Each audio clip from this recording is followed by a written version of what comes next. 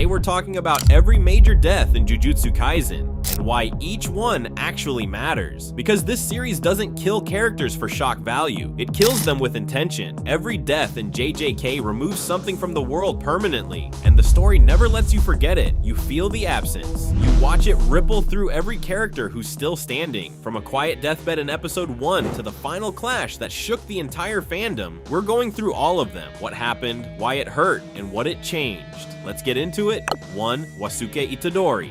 Wasuke is the first death in the entire series, and it sets the tone immediately. He is Yuji's grandfather, the man who raised him when his parents weren't around. On his deathbed, he gives Yuji two things: a warning about the loneliness that comes from outliving people you love, and a request: die surrounded by people. It is a quiet death, no cursed energy, no battle, just an old man letting go. But everything Yuji does for the rest of the story, every time he refuses to let someone die alone, every time he throws himself into danger for a stranger, traces directly back to this moment. Wasuke dies in episode 1 and shapes the entire series. 2. Junpei Yoshino Junpei is the first death that genuinely breaks Yuji. He is a teenager who grew up bullied and isolated, found something close to friendship in Yuji, and got manipulated by Mahito before that friendship could become anything real. Mahito uses idol transfiguration on him right in front of Yuji, and there is nothing Yuji can do. He holds Junpei as he dies, and Mahito watches and laughs. This moment is the first time Yuji fully understands what kind of war he is in. Not a clean heroic battle between sorcerers and curses. A brutal, personal, deliberate cruelty. Junpei's death is what turns Mahito from a villain into Yuji's most personal enemy.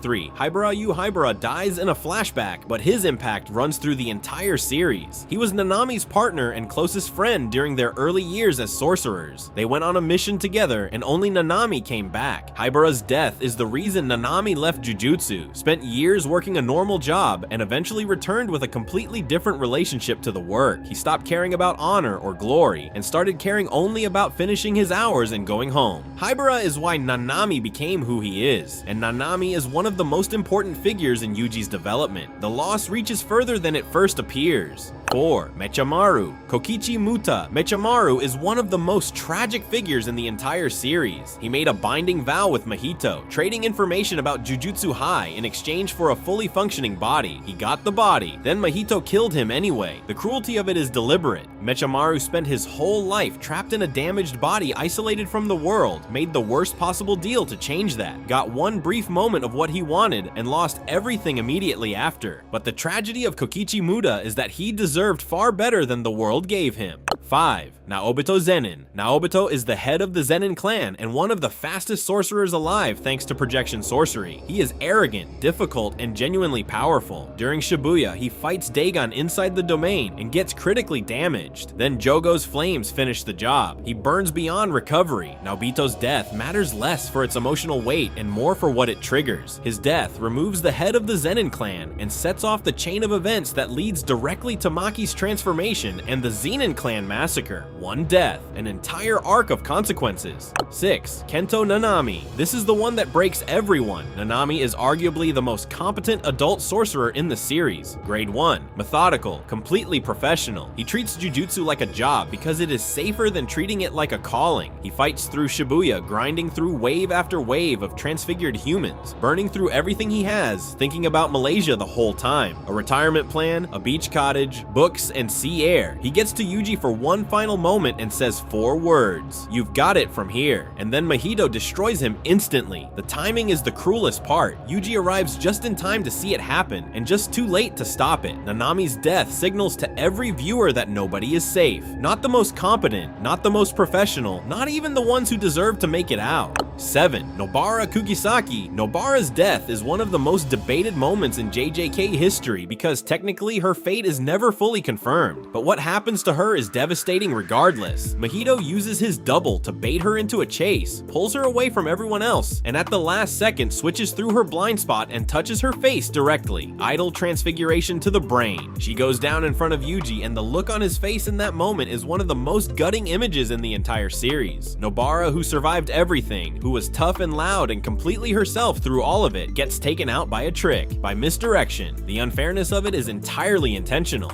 8. Dagon's death is significant not for the emotion it carries, but for what it demonstrates. He is a special grade curse who manifests a full domain expansion and traps multiple grade 1 sorcerers inside it simultaneously. That should be a death sentence for everyone caught inside. Then Toji Fushiguro's resurrected body enters the domain, and Toji, operating on pure instinct and muscle memory with no cursed energy, dismantles everything Dagon built and kills him without breaking a sweat. Dagon's death is the moment the Shibuya arc introduces just how far above the ceiling some people operate. It is a statement. 9. Mai Zenin Mai's death is one of the most quietly devastating moments in the series. She and Maki are imprisoned by the Zenin clan for being born without proper cursed energy in a family that values nothing else. When they are trapped together and Maki is near death, Mai makes a choice. She uses everything she has, her entire life force, to create one final object, a single crack in Maki's heavenly restriction, a gift that kills her in the process. Mai dies beside her sister, telling her to destroy everything, and Maki does. The massacre that follows is powered entirely by grief. Mai's sacrifice does not save anyone directly. It creates something, and what it creates is devastating. 10. Choso's arc is one of the most unexpected in JJK. He starts as an enemy trying to kill Yuji, then discovers through a false memory that Yuji is essentially his brother, spends the rest of the series fighting beside him, and in the final arc sacrifices himself to protect Yuji directly. Choso, who began as an antagonist, ends as someone willing to die for the person he came to consider family.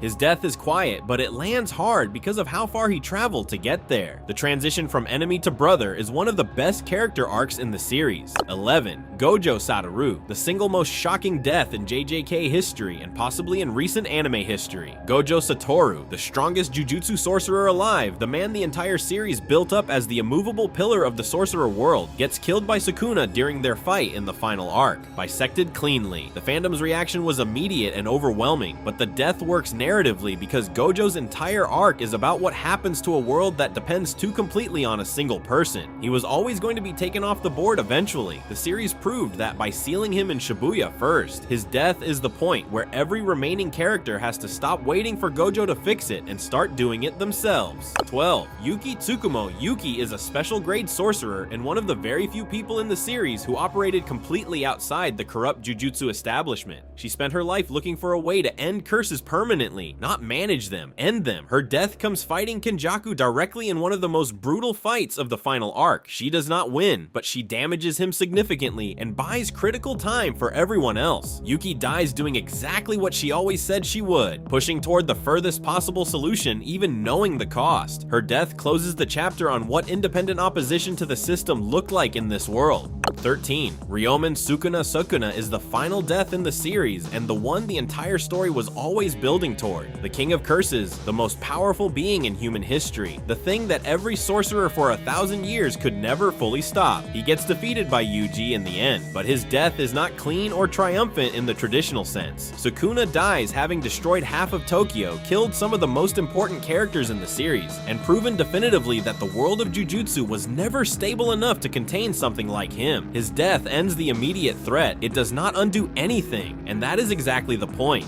Every death in Jujutsu Kaisen costs something. None of them are decorative. Every single one of these characters changed the story permanently by leaving it, and that is what makes this series hit differently from everything else. Which death hits you the hardest? Drop it in the comments. And if you want more Jujutsu Kaisen breakdowns just like this one, subscribe. We've got plenty more coming. See you in the next one.